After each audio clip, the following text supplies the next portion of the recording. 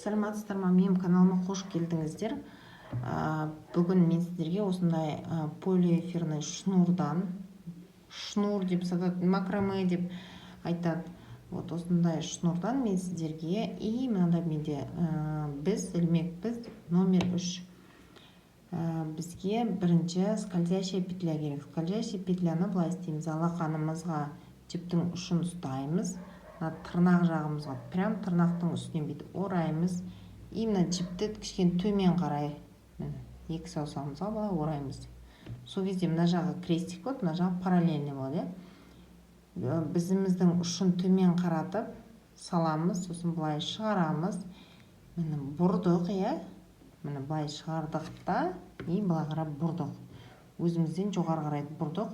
И мынау бізде рабочий жіп, жібіміздің ұшы міне мынау. Міне рабочий жіптен іліп аламыз да, міне бірінші петля. Бізге осындай петлядан бізге 6 керек. Осылай. Міне бірінші петлямыз, бірінші петлямыз, міне екі, кольцоның прям ішіне, міне кольцоның ішіне, міне кольцомыз. Мына жағында жіп тұр, мына прям екі жіпке бірдей тоқыңыз, мына бір жіптен емес, екі жіпке толығы мен екеуіне тоқисыздар. Мына қараңыздар, кольцоның ішіне саласыздар біздеріңіз, мына шығардыңыз, біздеріңізде екі жіп, екі жіптен бір жіп шығарасыз, тағы да саласыз, мына кольцоға шығардыңыз, екі жіптен бір жіп. Міне бізде бір, міне косичкалар бір, екі, мына ілмек бізде тағы бір, сонымен 3. Міне 4, міне 5, и еще бізге міне 6. Сонда бізде міне 1, 2, 3, 4, 5, мына ілмегімізбен 6 болды, Енді мына жібіміздің ұшын бет тартамыз. Бұл бізде скользящая петля. Жібіміздің ұшын тартамыз. Осындай домалақ болады. Енді бір воздушная петля аламыз. Бұрамыз. Мына былай бағадан бері тоққан болатынбыз. Енді мынаны былай бұрамыз. Енді мынадан екеуінен емес, мына бір жіптен ғана, өз жағыңыздағыдан емес, өзіңізден кейінгіде мына жерге біреу, бір столбик без накида, өшірге екінші столбик без накида. Сонда мына жерге екі столбик без накида тоқылық. Мына жерге тағы да міне арғы жағында жіптен іліп алдық. Міне жібімізде біздімізде екі жіптен бір жіп шығарамыз. Бұл бізде столбик без накида техникасы. Міне мына жерге де біреу, мына жерге екі столбик тоқыдық, мына жерге екі столбик тоқыдық. Енді мына жерде мына қараңыз, біреу, екеу, и мынаумен 3 болады. Мына үшіншіге тура мына центр, мынақта екеуіне тоқыдық қой, мына екеу қалды, мына бізде центр. Центрна бір столбик без накида, бір воздушная петля и тура осы жерге тағы бір столбик без накида. Мынарде екеу қалды, екеуіне мынарге біреу столбик без накида, тура осы жерге тағы бір столбик без накида и мына соңғы петляға тағы біреу, міне тағы біреу, екеу. Сонда қазір сіздерге айтамын. Сонда міне бізде скользящая петля болса, әдемі емес, енді скользящая петля, бұл жерде 6 петля бар, мынандай. Негізі біреу, екеу, үшеу, төртеу, бесеу. И мына мен санағаным мына крючоктағы, қалай салам, крючоктағы тағы бір петляны санадым 6-шы деп, мынаны мына жерде 6-шы деп. Содан біз мына жерден тағы бір воздушный алдық и мынаған салдық. Сонда мына жерге екі столбик без накида жасадық.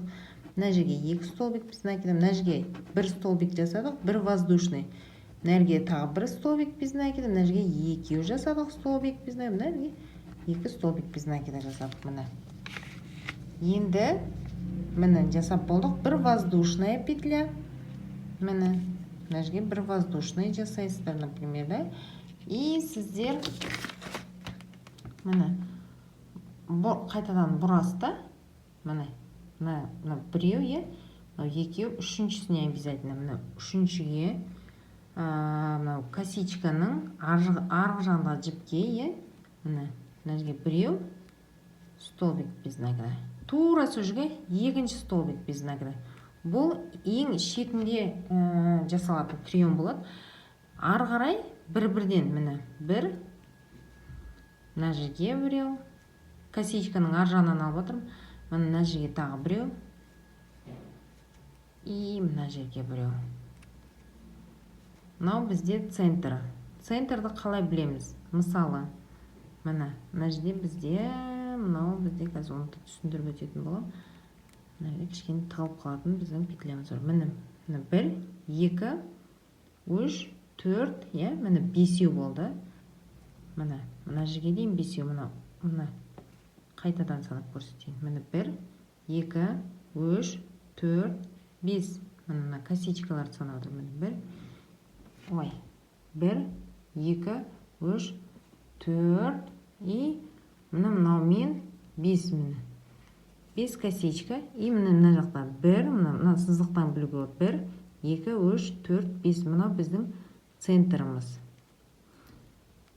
Міне центр. Тура центрға, тура ортасында бізде былай үшбұрыш қып тоқып жатырмыз. Сонда мына жерге 1 столбик без накида жасайсыз. Ұшына обязательно 1 воздушный, и тура сол жерге тағы да 1 столбик без накида. Ары қарай бір-бірден ғана аласыздар, бір-бірден. Барлық бір-бір петлядан бір-бірден аласыздар. Міне. Бір-бірден алдыңыздар, и мынау всегда бейтіп тығылып тұрады, бағанағы мен сіздерге айтқаным. Міне былай қарасаңыздар, тоқып болған сияқтысыздар, бірақ мені бейтсеңіздер, мені всегда мына жерде косичка бұрылып теріс қарап тұрады. Міне осы жерге міне біреу тоқисыздар, и тағы біреу, екеу тоқисыздар. Ең соңғысына екеу тоқисыздар. И обязательно 1 воздушная петля. Міне біреу, мынау екеу. Ой, міне екіншісі, мынау біреу, екінші косичка, мынау үшінші. Сонда қайтадан обязательно үшіншіге саламыз всегда. Мына жерге міне 1 столбик без накида. Тура сол жерге тағы 1 столбик без накида. Міне былай тоқып бастаймыз, үшбұрыш болады. Міне 1, 2, 3, 4, 5, 6, 7. 7 болды, санап отыру керексіздер обязательно. Міне 1, 2, 3, 4, 5, 6, 7. Сонда мына 5 болса 2 петлядан қосылып отырады. Всегда санап отырыңыздар, өйткені білінбей всегда бір жағы үлкен, бір жағы кішкентай болып қалады.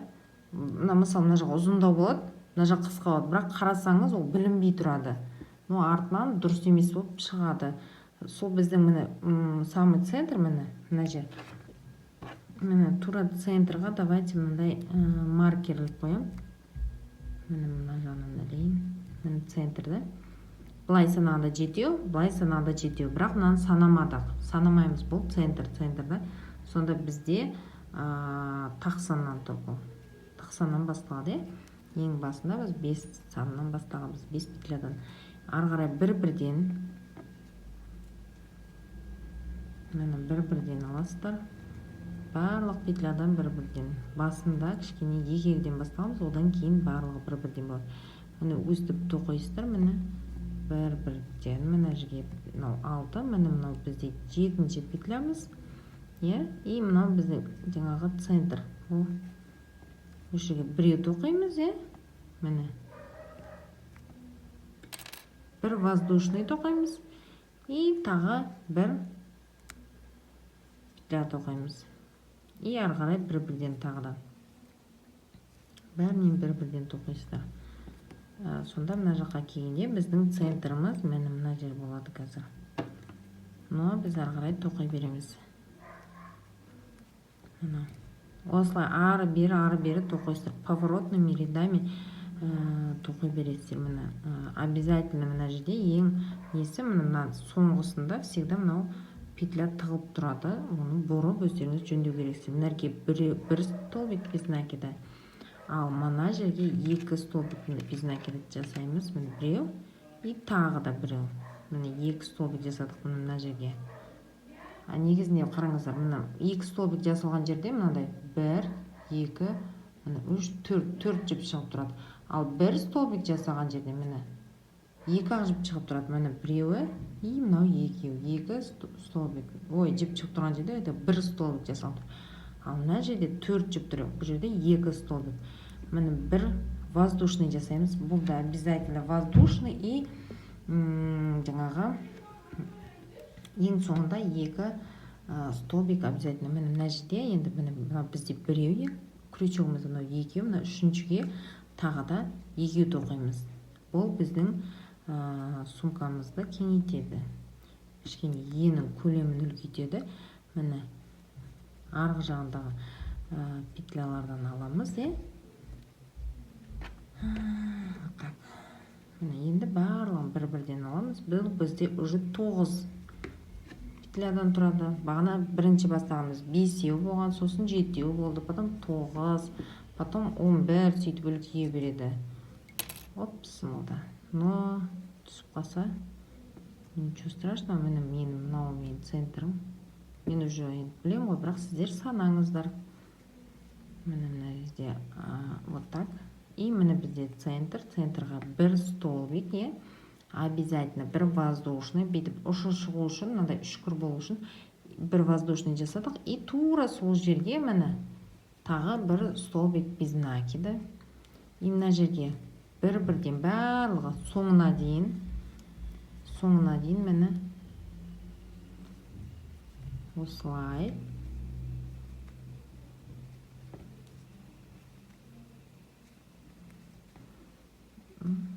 Вот так. Соңына дейін мені тоқып келдік. И бізде мына қараңыздар. Мынаны тоқысақ, как будто бізге последний сияқты көрінеді. Соңғы петля сияқты көрінеді. Абылай қарасаңыздар білінбеуі мүмкін, бірақ бізде мына жерде тағы біреу тығылып тұр. Міне соны обязательно жөндеңіздер. Осы жерге соңғысына 2 тоқисыз, обязательно 2 тоқисыз. Міне 2 столбик тоқыдым, бір воздушная петля. И өстіп ары-бері өздеріңіз мындай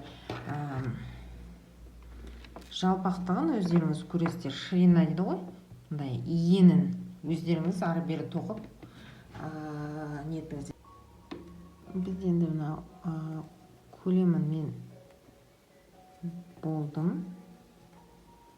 Былайынша айтқанда ширинасы міне и мынау ең соңғысынан алып отырмын, тоқып жүрден бір-ақ петля алдым. Міне негізі екеуден бағанан бері алып отырмыз. Міне мынаның көлемін осындай ғана болып шықты.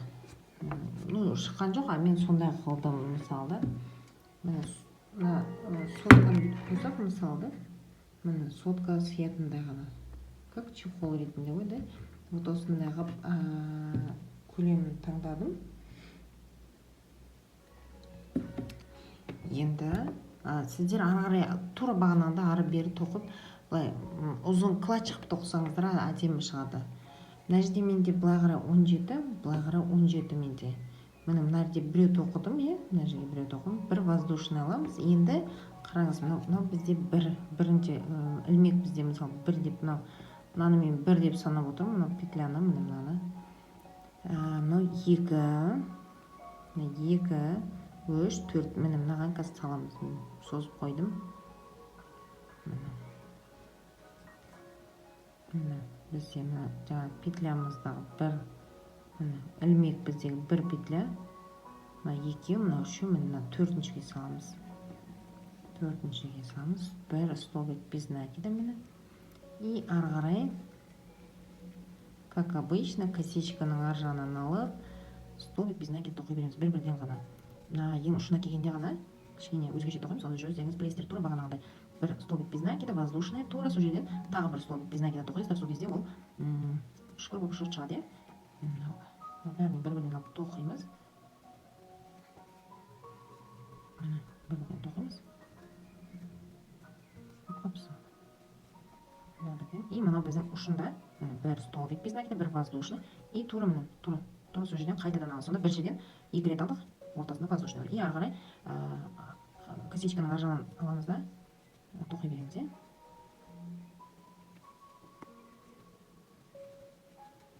Осылай. Бір-бірден алып тоқимыз. Ұшына дейін.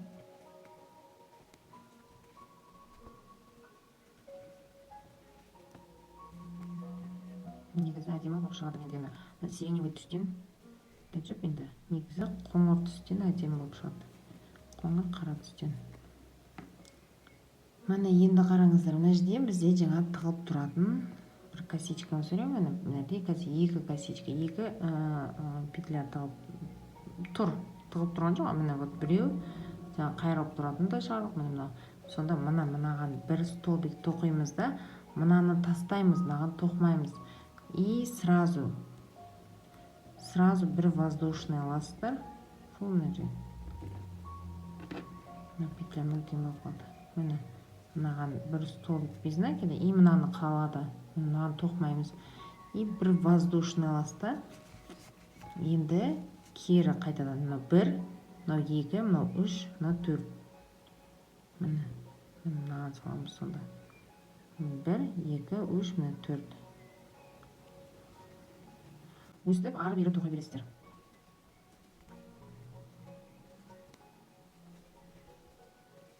Уже біз төмен қарай тоқыдық. Ұзын қылып, қазір қалай айтсам, біз бағана бері енін тоқыдық, ширина деп орысша, қазақшасы енін тоқыдық. Енді ұзындығын қылып тоқимыз. Длину ұзындығын тоқимыз. Бәрі бір-бірден ғана қараңыздар, бір-бірден тоқып келесіздер. Ұшында ғана бір столбик и воздушная. Міне мынау бізде мындай. И міне соңғысы емес, міне біздің ең ұшымыз, міне бір столбик тоқыдық, бір воздушный алдық. Тура сол қайтадан тура сол жерге саламыз. Сол ғана бір ерекшелігі, ортасынан ұшын шығару үшін үшкір қылып, и ары қарай бір-бірден тоқисыздар. Барлығын бірақ санап отырыңыздар, обязательно артығы кем болып қалмасын. Негізінде мен ана өзім жұмысымда үйреткен кезде енді көп қылып тоқып тастайды, бірақ ұзын қылып тоқып тастайды. Бір жағы ұзын, бір жағы қысқа болып қалса, біз лайфхак жасаймыз. Бет төмен жағына келгенде, мысалы мына жағы 14 болып қалады кейде, мына жағы 16 болып қалады. Мына жағы ұзын болып кетсе, міне бүйтсеңіздер болады. Мынадан аласыз, екі ар жағындағы жіптен, мысалы міне ар жағындағы жіптен, міне мынадан и міне екі жіптен бүйтіп сразу шығарып аласыз. Сол кезде уже бір неге кемиді и ары қарай тоқи бересіз. Ал мысалы сізде мына жағы 14 болып аз болып тұрса, ол жаққа қосып жіберсеңіз болады. Бір жерден екі столбик аласаңыздар, сол кезде мына жағына келгенде төмен жағына тоқып, мына жағына емес, ана жағына келгенде сол кезде білінбей кетеді. Енді просто бізде біраз тоқып тастағаннан жалко шешуге. Мен сұраймын, шешесіздер ме? Прям жалко дейді. Сол кезде ну ладно деп осындай лайфхак жасап кетеміз. Бірақ та санап тоққандарыңыз өздеріңізге дұрыс болады, әдемі болып шығады да. И міне бізде мынау соңғы екеуі қалды. Мынаған тоқимыз. И мына соңғысына тоқмаймыз. Мынау қалды бізде. Міне. И бір воздушный аламыз. Сосын қайтадан ары бері сол 1, 2, 3, 4-шіге саламыз. Тура осылай ары бері тоқи бересіздер. Сіздер уже ұзындығын тоқыватсыздар. Ұзын кәдімгідей бір 40-50 сантиметр тоқу керек сіздер. Мен негізі кішкентай қыздарға үйреткенде сотканы көлеммен өлшеп тоқимыз. Міне мынау былай, и мынау былай, қазір былай төмен қарай тігінен былай шығады.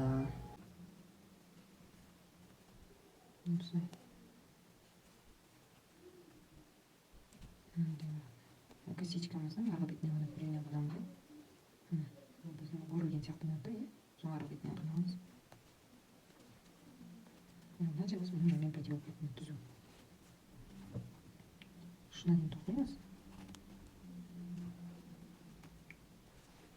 Бұл кішкентай соңған бір күнде тоқтасаңыздар, бір күн емес, бір 5-6 сағат отырсаңыздар тоқтастауға. Міне ұшына келдік. Міне бір столбик без накида, петля подернута, воздушный десек те болады. И тағы тура сол жерге міне тағы бір ұшын шығарып отырмыз. И ары қарай бәрі тура солай бағанағыдай тоқып қойып, арғы жағынан столбик без накида. Мына өрілгенді арғы жағынан аламыз. Міне көріп тұр ғой. Ол өрілген сияқты мына арғы жағынан алып жатырмыз. Осылай тоқимыз. Бір мотоғы 700-800 теңге тұрады, и осындай бір сотка салатын әдемі сумка тоқып шығаруға болады. Даже қазір еще несіне қалады бізден, лямочкасына жеп қалады. Сол бір моток бір сумкаға рассчитанный. Біз соңғысына тоқимыз.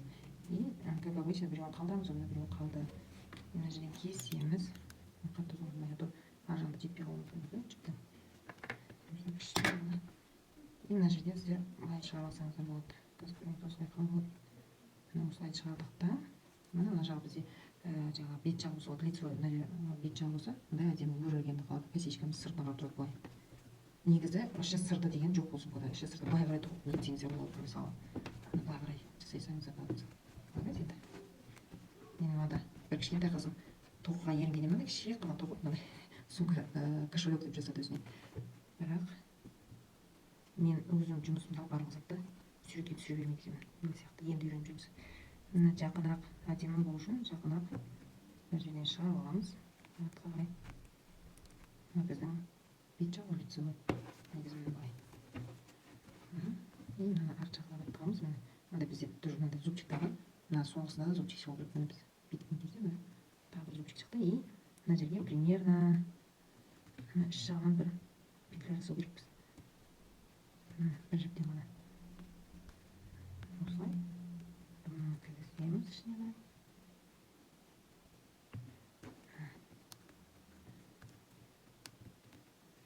Сыртында зубчик қалу керек еді мындай.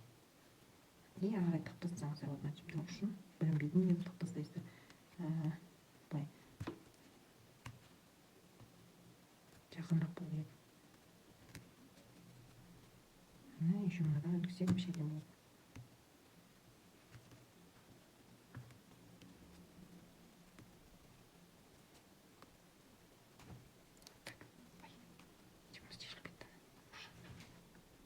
Мынадан кейін ақырындап күйдіру керек болады.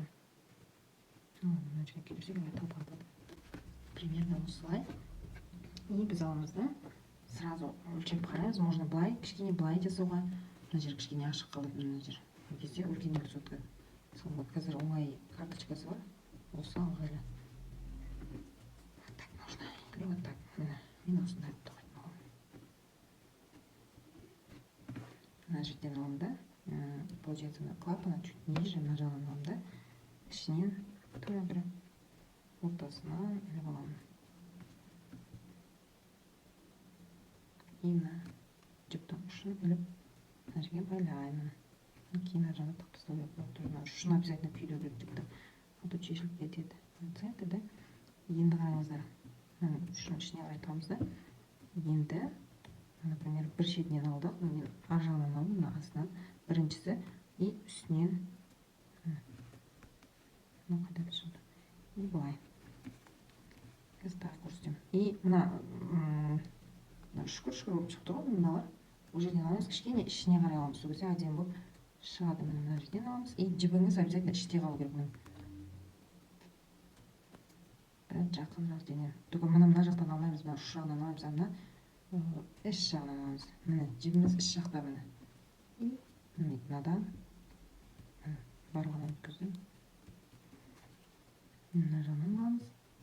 Мен мынандай ұшынан алсам да, мен жеңіл мына жерден алсам, бірақ олай әдемі емес болып қалады. Неміз көрінбей қалады. Міне бірінші ас жағынан алдым, енді үсті жағынан алдым. Енді мына жіп міне үш жақта тұр. И міне біздің бізімізде үш жіп бар. Мына. И міне барлығынан шығарып алдым. Енді қайтадан біресе мына жақтан, біресе мына жақтан алмаймыз. Бір жағынан ғана аламыз. Опа. Мына жақтан аламыз.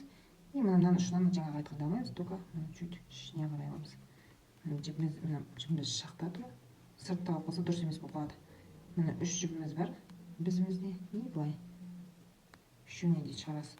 Сол кезде мынада бізде мындай косичка пайда болады. Ар жағында, мына жағында зубчиктері тұрады. Тағы да бір рет көрсетейін. Араға шықтыға жаңа петля алып мен алып жатырмын. Петля примерно аралары 0,5 сантиметр болсын. Бір жіптен алдым, е? И мына жерден бір жіптен алдым. Бізімізде үш жіп. Жібіміз рабочий ішінде. Үш жіптен де. Опа. Үш жіптен де шығарыламыз мынадан. И мына косичка ішінде. Абыла қарасаңыз, мынаның барлығы зубчиктары тұр. Енді қараңыздар, мына жағын бәрін тоқып келді. Мына зубчиктарын бәрі шығып тұр. Әдемі көрінеді өстіп тоққанда. И мына косичка бір ортасында да. И мына жерде біз мына жерге тоқып келдім. Біз деп сөйлей беремін, өйткені мен қаздармен жұмыс істегенде сөйтіп үйреніп қалдым. Мына жерге екеу тоқимыз. Примерно ұшына да тура бір жерден екеу тоқимыз. И ары қарай бір-бірден прям ұшынан тоқи салысу керек. Мына жерге тоқсаңыз ашық болып көрініп қалады, поэтому мына жерге тоқимыз. Мына жерге, например, потом осы жерге, барлық жерге прям столб без накида тоқимыз.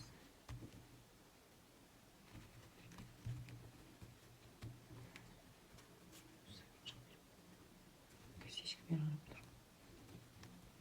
Мына жіптің ұшын то же самое тоқып кету керекпіз. Шешіліп жатыр.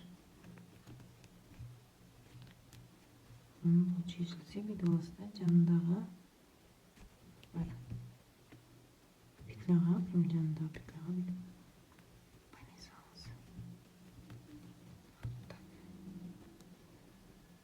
Жеңшейден, поэтому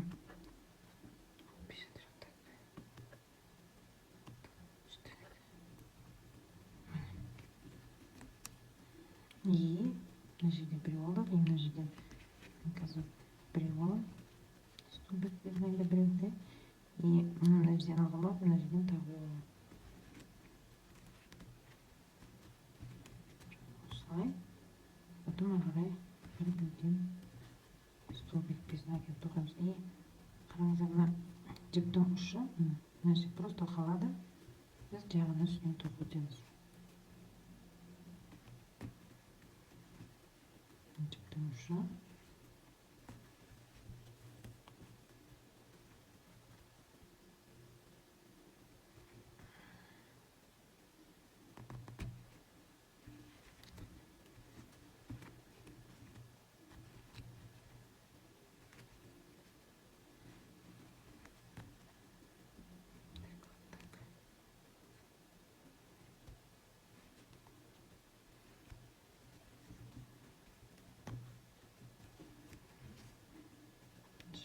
Вот. И примерно мына жерден екеу аламыз. Мына прям мына жерден біреу, и тура сол жерден екіншіден сонда угол шығады бізде. Бұрышы кішкене былай қарай қисайып қалмасын деп тоқып жатырмыз. Енді мына қарайсыздар. Осы жерден примерно бастаймыз. Ар жағы бүйтіп болу керек. Мына жерде зубчиктер көрініп тұр. Мына жағына да әдемі зубчик, ортасында мынандай косичка бізде міне. И мына жерге кішкене былай жөндейміз. Примерно қазір мына бастаймыз ары қарай тоқып.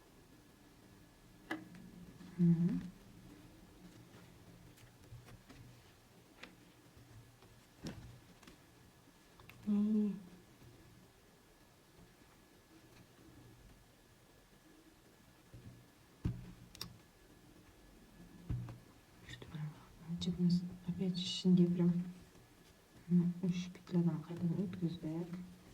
Қайтадан боковинасын тоқып отырмыз чекін. И мына жерге осылай 3 жібіміз бар. 3 жіптен бүйтіп бір жіп шығарамыз.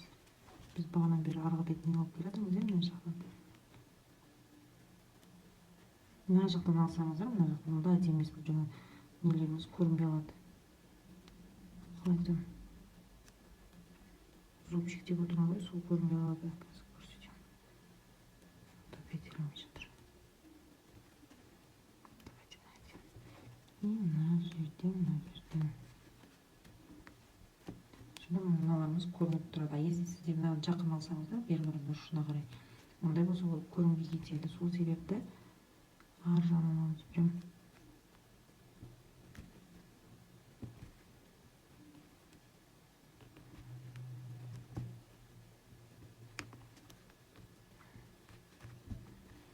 вообще, да? Мен чуть ішіне қарай мына жеріне қарай мына үшеу үш петлядан үш петля шығардық бізде опять мына косичка кетіп жатыр ішіне қарай төмен қарай төгеміз қазір. Бізге ең бірінші петля керек. Петля жасау үшін біз рабочий жіптің үстіне мына жіптің ұшын қоямыз. Енді үлкенірек қылып көрсетейін. Міне үлкенірек, и мына жіп, рабочий жіптің үстінде жіптің ұшы тұр. Енді осы домалақты мынаның үстіне құлатамыз, рабочий жіптің үстіне құлатамыз. Сол кезде мынандай шықты. Ой, міне осылай дұрыс болады. И мына ортасындағы жіпті бүйтіп шымшып аламыз да көтереміз. Мына жіптің ұшымен рабочий жіпті басып қаламыз. Міне осындай бізге петля керек. Бұл енді тоқып үйренбеген кісілер үшін осылай жасаған дұрыс болады.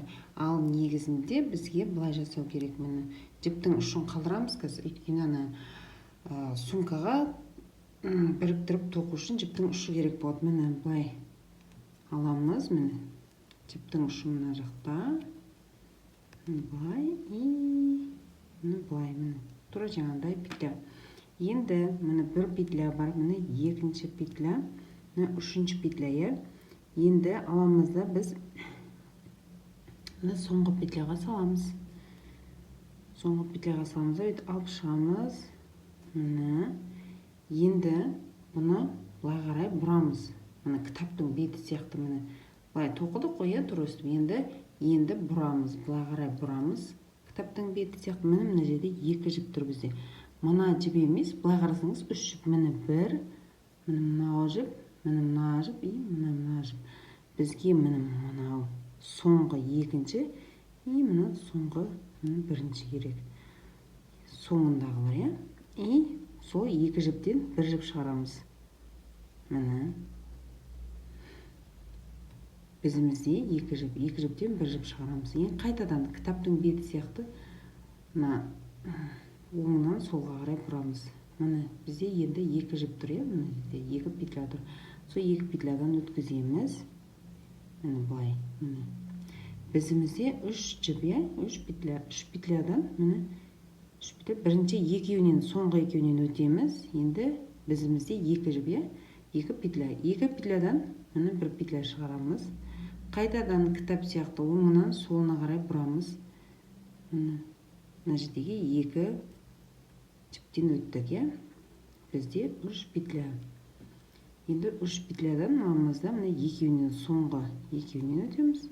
Сосын міне екеуінен өтеміз. Қайтадан былай қарай бұрамыз. Обязательно оңынан солға қарай кітапты ашамыз ғой, кітаптың бетін тура сол сияқты өстіп, енді жай ғана осылай тоқи береміз.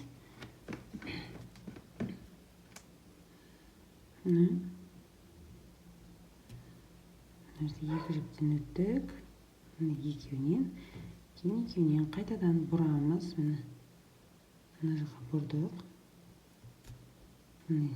Енді екеуінен ғана өтеміз. Екеуі бар, екеуінен. Осылай қанша сізге ұзындығы қажет, сумкаға лямочка сонша ғып тоқисыздар.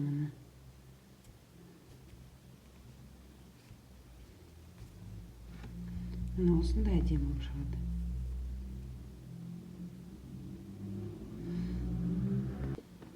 Міне мен осындай ұзын қылып тоқыдым. Міне примерно 1 метр болады. Мына сумкаға арнап тоқыдым. Міне бағанағыдай. Міне іліп алдым, оңынан солға қарай бұрылдым. И мына екеуінен алдым. Үш жіп, үшеуін бірінші екеуінен шығарамыз. Сол міне екеуінен біреу шығарамыз. Өстіп сіздер аяғына дейін тоқисыздар. Кейін мына жетеді өзімде примерно 1 метр болды, мынаша ұзындықта кесіп аламын. Мынаның ұшын обязательно күйдіру керекпіз, бірақ мен қазір күйдіретін жанымда ештеңе жоқ. Енді осыны аламыз да, міне бір жіп қана қалды ғой, бір петлядан мына жіптің ұшын шығарып аламыз. Міне былай. мынаны аламын да, примерно мына ұшына жіпті кіргіземін былай. Так, где-то вот так.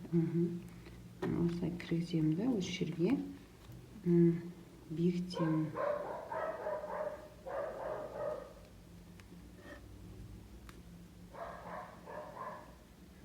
Осылай.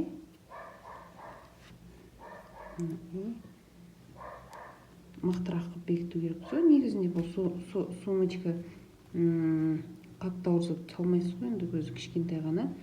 Бір соткамен оңай карточкасын салғанға жеткілікті. Ыңғайлы, кішкентай қыздарға өте ыңғайлы, әдемі болады.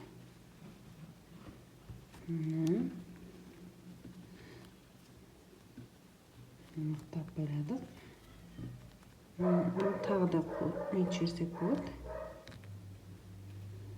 Мынақты еще бір жіптің ұшы бар екен.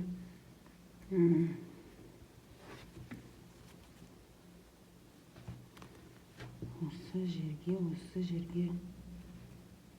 былай өткізіп, мына жерде жібіміз тұр ғой. Мына жіпті бері қарай өткіземіз. И мына жерде бір жіптің ұшы бар, как раз екеуін бірін-біріне байлап, кейін күйдіре саламын. Жіптің ұшын тығамыз обязательно, и потом күйдіреміз. Міне бүйтіп байладым. Кейін былай жіптің ұшын былай тығып тастайсыз. Мысалы мынаған, да, и былай. Мына неге жақынырақ болу керек. Байланған жерінен жақынырақ шығу керексің.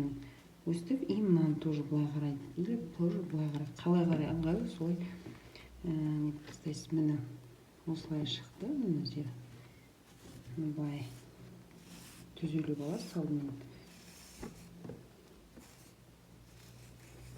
Айланып кетуі мүмкін, ручка былай емес болып қалады, қайтадан шешу керек болады. Сол үшін қарап тоқыңызда мына жерге мынаны бекітеміз.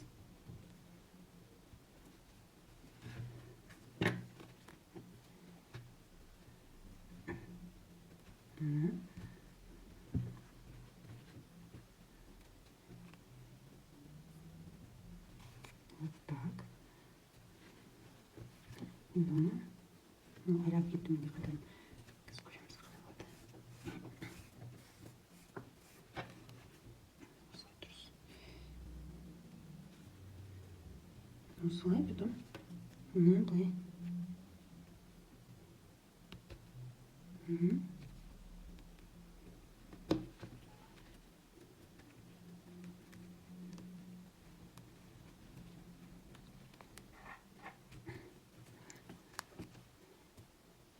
Дұрыс қылып бекіту керекпіз.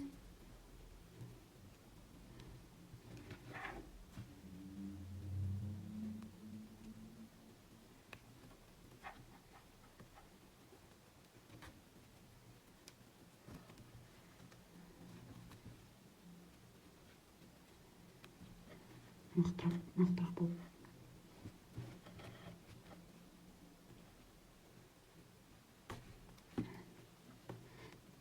Осылай болды. Мына жер ұнамай тұр. Примерно.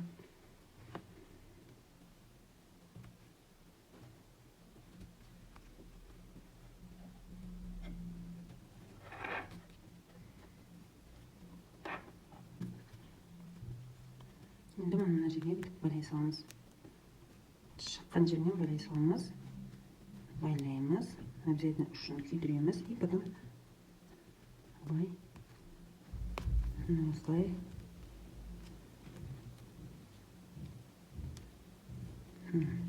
Тығып до конца, да? И вот так. Осында әдемі сумочка шықты бізде.